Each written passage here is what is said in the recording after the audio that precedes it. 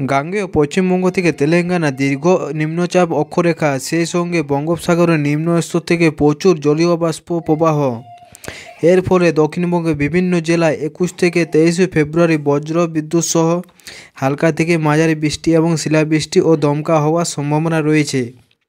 তো আগামী 2-3 দিন কোথায় কেমন আবহাওয়া থাকবে তা জানবো এই ভিডিওর মাধ্যমে। তো ভিডিওটি স্কিপ না করে অবশ্যই পুরোপুরি দেখবেন।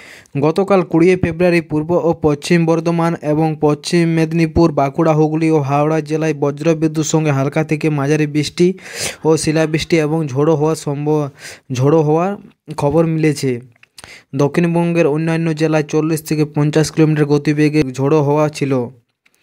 আজ 21 ফেব্রুয়ারি শুক্রবার পূর্ব ও পশ্চিম মেদিনীপুর এবং দক্ষিণ 24 পরগনা জেলায় বজ্রবিদ্যুৎ সঙ্গে হালকা থেকে মাঝারি বৃষ্টির সম্ভাবনা রয়েছে। হালকা মেঘলা আকাশ থাকবে সব জায়গাতেই। 22 ফেব্রুয়ারি শনিবার পূর্ব ও পশ্চিম বর্ধমান, বাঁকুড়া, বীরভূম, পশ্চিম মেদিনীপুর, উত্তর 24 পরগনা, হুগলি ও নদিয়া জেলায় বজ্রবিদ্যুৎ সহ শিলাবৃষ্টি ও 40 থেকে 50 কিলোমিটার গতিবেগে ঝোড়ো হাওয়া বইতে পারে। দক্ষিণবঙ্গের অন্যান্য জেলায় 30 থেকে 40 কিলোমিটার গতিবেগে দমকা হওয়ার সম্ভাবনা। রবিবার 23 ফেব্রুয়ারি পূর্ব ও পশ্চিম মেদিনীপুর, বাঁকুড়া, হুগলি, হাওড়া, পূর্ব বর্ধমান, কলকাতা ও উত্তর ও দক্ষিণ 24 পরগনা বজ্রবিদ্যুৎ সঙ্গে 30 থেকে 40 কিলোমিটার গতিবেগে দমকা হওয়ার সম্ভাবনা। দক্ষিণবঙ্গের অন্যান্য জেলায় হালকা থেকে মাঝারি বৃষ্টি হতে পারে।